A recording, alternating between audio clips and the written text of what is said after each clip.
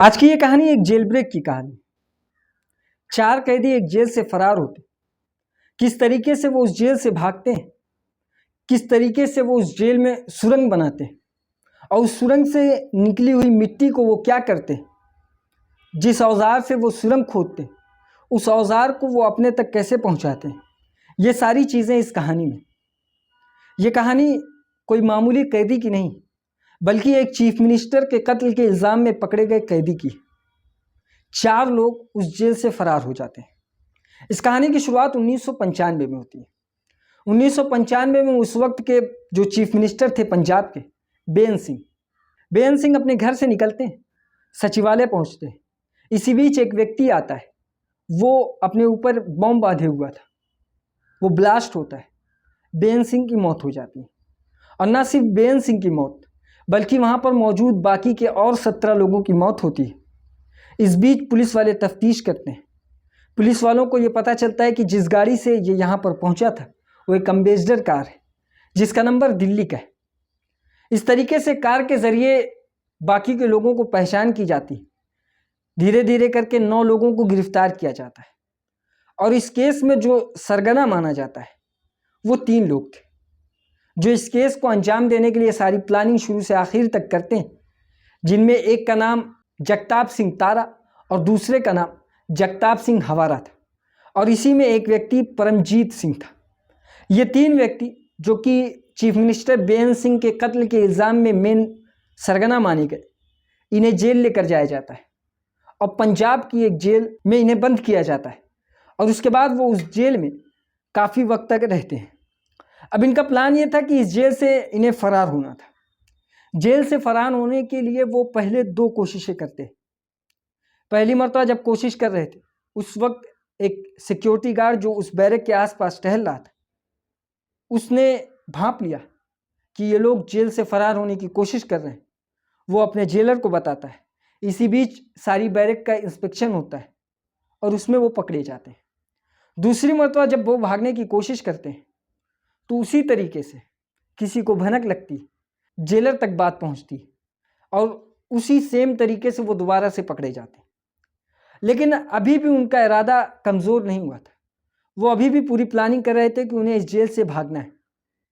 उसके बाद ये 2 बैरक से इनको निकाल के एक बड़ी बैरक में रखा गया था, जहाँ पर पुलिस वालों के मुताबिक सिक्योरिटी सिस्टम ज़्यादा होते। एक ऐसी जगह जहाँ हर वक्त लोगों की नज़र पड़ती, जहाँ से भागना शायद मुश्किल होता। उस बैरक नंबर 7 में इन्हें रखा जाता है। साथ ही एक और व्यक्ति जिसका नाम देवी सिंह था। देवी सिंह इन लोगों के साथ नहीं था, लेकिन इसके ऊपर भी कत्ल का इल्ज़ाम था, 302 का मुलजिम था। उसे भी उसी जेल में रखा जाता, उसी 7 नंबर की बैरक में। ये लोग साथ थे। अब ये लोग साथ में प्लान बनाते हैं इस जेल से बाहर निकलने का। लेकिन अब ये जिस बैरक में थे, उस बैरक से भागना बाकी के जो 2 बैरक में ये कोशिश करके हार चुके थे, उससे ज़्यादा मुश्किल था, क्योंकि ये बैरक थोड़ी लंबी चौड़ी बैरक थी। इस वजह से लोगों को लगता था कि शायद इस बैरक से, यानी जो वहाँ का स्टाफ था, उन्हें ये मुमकिन ही नहीं लगता था कि ये इस बैरक से फरार हो सकते हैं। अब उसके बाद ये लोग कोशिश करते हैं। भागने की जो शुरुआत होती है उसके लिए इन्हें औजार की ज़रूरत पड़ती, जिस औजार से ये सुरंग खोदने का प्लान करते हैं। लेकिन अब औजार वो इन तक कैसे पहुँचता, इसकी प्लानिंग करते हैं। और प्लानिंग कुछ इस तरीके से होती कि ये अनशन पर बैठ जाते हैं, भूख हड़ताल कर देते हैं और ये कुछ चीज़ों की मांग करते हैं।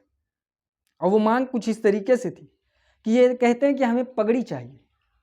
पगड़ी जो कि सिख समाज में सर पे बांधा जाता है, दस्तार, वो दस्तार की डिमांड करते हैं और कहते हैं कि उन्हें डंबल, यानी जो वेट लिफ्टिंग का औजार होता है, जो जिम का औजार होता है, डंबल वगैरह, ये सारी चीज़ें उन्हें चाहिए, क्योंकि वो जेल में अपनी बैरक में जिम करना चाहते हैं। वो बगैर जिम के नहीं रह सकते। काफ़ी दिनों तक जो जेल स्टाफ होता है वो मनाने की कोशिश करता है, लेकिन थक हार के जब ये लोग नहीं मांगते तो इनकी मांग को पूरी कर दी जाती है।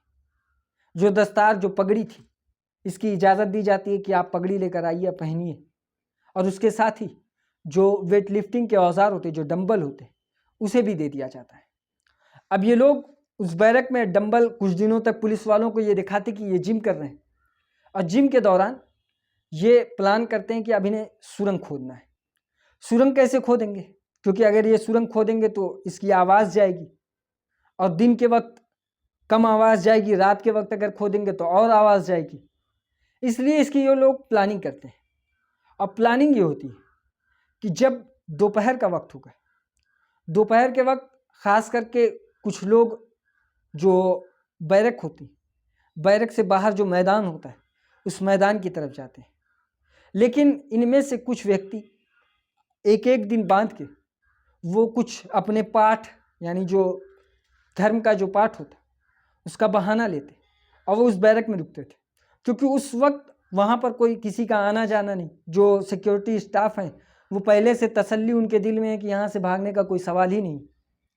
अब इसी बीच उस औजार को, यानी जो डंबल था उसका औजार बनाते, उसे कुछ शार्प करते हैं और उसी डंबल से एक साइड में, एक कोने में सुरंग खोदना ये लोग स्टार्ट कर देते हैं।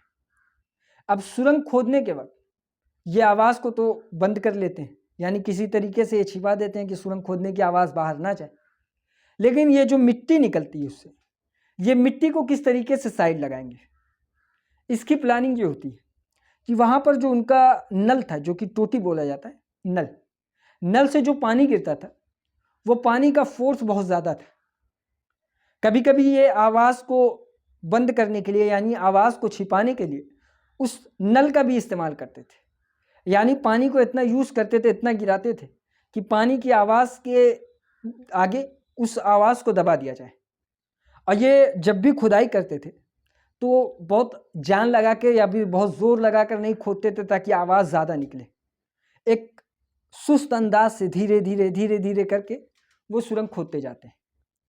जब उस नल की आवाज़ ये लोग करते हैं, नल की आवाज़ से भी कुछ आवाज़ छिप जाती। मिट्टी को साइड कैसे लगाया जाए, तो मिट्टी को भी वो एक अलमारी वहाँ पर रखी हुई थी, उस बैरक की अलमारी के पीछे वो डंप करते जाते, एक लेयर बनाते जाते ताकि वो बहुत ज़्यादा भारी भी ना हो। उसको दबा के वो पूरी एक लेयर बनाते और उसके बाद धीरे धीरे उसमें से मिट्टी उठाते और जहाँ पर ये पानी, यानी इस नल का जो पानी गिरता, उस नल के करीब मिट्टी को धीरे धीरे बहवाया करते। उस मिट्टी को रखते, पानी के ज़ोर से वो नाली में जाया करता और धीरे धीरे करके वो मिट्टी को उस तरीके से बहवाते जाते। ये कारनामा लगभग वो 6 महीने तक करते। 6 महीने तक इन चीज़ों की खबर पुलिस को अपने से नहीं मिलती, लेकिन अंदर वाले की किसी की मुखबिर के ज़रिए एक न्यूज़ रिपोर्टर, जो कि उस वक्त के इंडियन एक्सप्रेस का एक न्यूज़ रिपोर्टर था, उसको एक बात पहुंच जाती।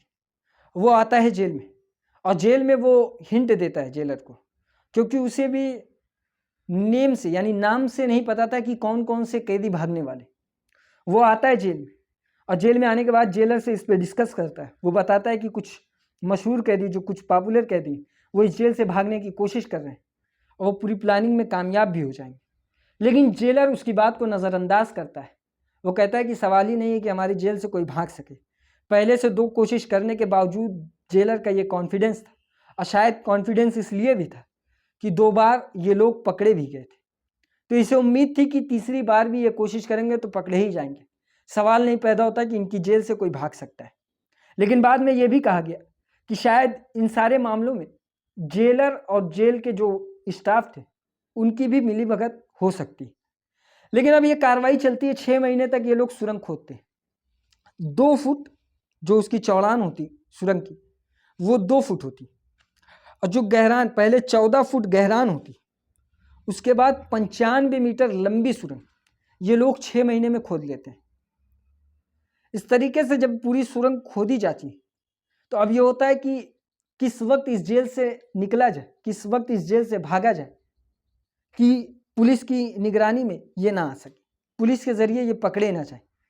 और इस बीच एक नारायण सिंह, जो कि जगताप सिंह तारा और जगताप सिंह हवारा का कोई रिश्तेदार था, वो जेल में आता जाता था।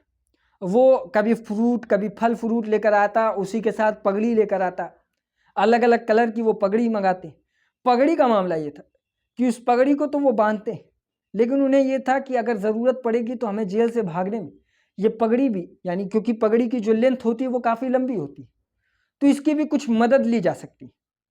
अब इस तरीके से वो पूरी प्लानिंग करते हैं और वो नारायण सिंह भी आता, कभी फल लेकर आता, कभी पगड़ी लेकर आता।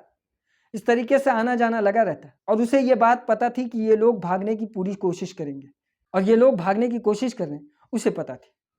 वो एक एक चीज़ जो उनको ज़रूरत पड़ती वो देता, लाकर पहुंचाता जेल में। उनसे मुलाकात के दौरान जो भी सामान, पगड़ी वगैरह थी, सब कुछ देता। इसी बीच जब ये लोग दिन तय कर लेते हैं कि इस दिन जेल से इन्हें फरार होना है, उस वक्त जो रात में भागने का, रात में जेल का जो पीछे का हिस्सा होता है, वहाँ पे एक लाइट, सर्चिंग लाइट लगी होती है, जिस लाइट की नज़र में आने से वो पकड़े जा सकते हैं। लेकिन अब ये प्लान करते हैं कि रात में नहीं भागेंगे बल्कि सुबह के 5 बजे भागेंगे, जब ज़्यादातर लोगों को उस वक्त गहरी नींद होती, उस वक्त ये इस जेल से फरार होंगे। और जो वो सुरंग निकलती थी, वो सुरंग एक खेत में निकलती थी और वो पूरा दूर दूर तक एक खेत था। इस तरीके से सुबह 5 बजे का वक्त भी आ जाता है। वो दिन ये लोग उस जेल से सुरंग के जरिए बाहर निकलते हैं। जगताप सिंह तारा, जगताप सिंह हवारा और बाकी जो परमजीत सिंह था और उसके साथ जो एक देवी सिंह था, यानी जो कि वो उन लोगों के साथ नहीं था, लेकिन वो भी उस जेल से फरार होता। कहा जाता है कि अगर उसे प्लान में नहीं शामिल करते तो यह भी डर था कि वो इस राज को खोल सकता था। ये चारों लोग उस जेल से फरार हो जाते। अब फरार होने की खबर जैसे ही जेल में फैलती, पहले तो कुछ घंटे जेल के स्टाफ इस बात को छिपाने की कोशिश करते हैं, लेकिन एक बात को कब तक छिपाई जा सकती है। कुछ वक्त तक छिपाते, फिर बाद में जेल के ही कुछ मुखबिर के जरिए बाहर न्यूज़ चैनल में ये बात पहुंच जाती। उसके बाद जैसे ही यह न्यूज़ फैलती, फिर जेल के स्टाफ से सवाल किया जाता है तो पता चलता है कि हाँ, 4 कैदी इस जेल से फरार हो चुके हैं। अब पुलिस वाले खोजबीन करते हैं कि इन्हें पकड़ा कैसे जाए, सारे सोर्स लगाते हैं। इसी बीच उनकी याददाश्त थोड़ा मजबूत होती है, वो सारी चीज़ों को रिकॉल करते हैं। तो एक व्यक्ति जो कि नारायण सिंह था, जो बार बार उनसे मिलने आया करता था, उसकी खोज करते हैं और खोज के दौरान वो अपने घर पे मिल भी जाता है। उससे सख्ती से जब पूछताछ की जाती है तो वो एड्रेस बता देता है जहाँ पर ये लोग छिपे थे। उस जगह का जैसे ही पुलिस को पता चलता है, पुलिस वहाँ जाती है, उनको गिरफ्तार करती है और वापस से फिर जेल में बंद कर देती है। लेकिन जो पकड़े गए थे वो सिर्फ 3 लोग पकड़े गए, जगताप सिंह तारा, जगताप सिंह हवारा और परमजीत सिंह।